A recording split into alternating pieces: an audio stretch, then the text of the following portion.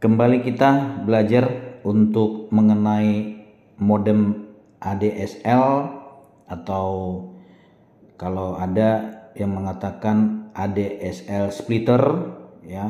Jadi kalau dikatakan modem ADSL terdiri dari dua ya tips, yaitu bridge dan router. Nah, splitter merupakan perangkat yang berfungsi memisahkan sinyal untuk voice telepon dan data. Jadi ADSL splitter ya, kalau lihat dari instalasinya itu inputnya 1, outputnya 2. Berarti yang input ini adalah line-nya.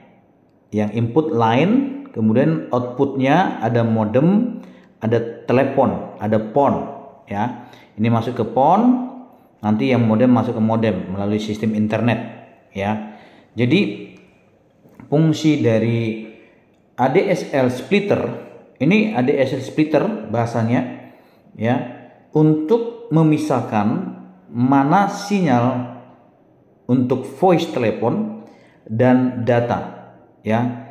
Jadi kita bisa menggunakan ini supaya tidak ada masalah dengan ketika kita menggunakan internet, yaitu jaringan internet bisa kita masukin, kemudian teman-teman itu LAN ya, LAN bahasanya. Nah, kemudian kalau kita bicara LAN, kabelnya biasanya 8 kabel ya isinya.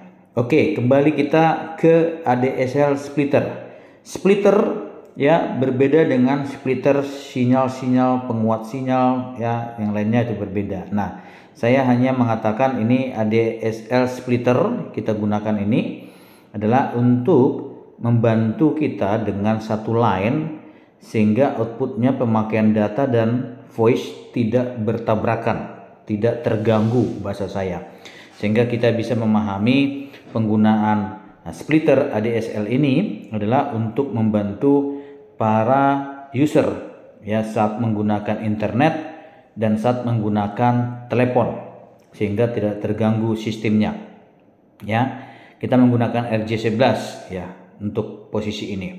Nah, teman-teman, jika kita berurusan dengan suatu sistem yang digabung menjadi dua, baik itu melalui sistem telepon maupun sistem data internet ya, maka kita harus menggunakan splitter ini ya untuk memisahkan tadi seperti saya jelaskan tadi dari awal. Nah, kepanjangan ADSL itu adalah Asymmetric Digital Subscriber Line ya, dengan tujuan teknologi komunikasi data yang memungkinkan transmisi data lebih cepat ya, yang lebih cepat melalui tembaga saluran telepon daripada konvensional yang voice band ya, yang bandwidthnya asimetris. Nah, dengan menggunakan alat ini kita membuat sistem telepon dan internet tidak terganggu karena pisah jaringan datanya dan komunikasinya. Biasanya suara analog dan data digital ya, komunikasi suara analog dan data digital. Biasanya kalau kita bicara frekuensi suara, maka frekuensi suara itu bermain di 400 Hz sampai 3400 Hz. Kalau kita bicara frekuensi sinyal digital, menggunakan sinyal di atas 4000 Hz atau 4K Hz ya. Jadi untuk kita mengetahui suara analog dan data digital, kita menggunakan frekuensi suara maupun frekuensi sinyal digital, sehingga kita dapat memisahkan. Jadi alat yang pada splitter ini kita akan buka di dalamnya ini seperti apa.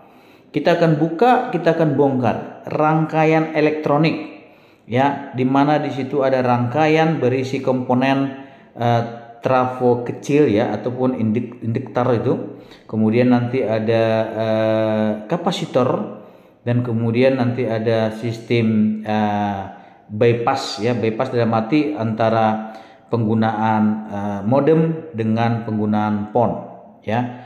Nanti kita akan lihat, ini kan saya buka isinya ini, tetapi teman-teman engineering yang berhubungan bekerja di bagian PABX ya, ataupun berhubungan di sistem data, kita bisa pelajarin ini.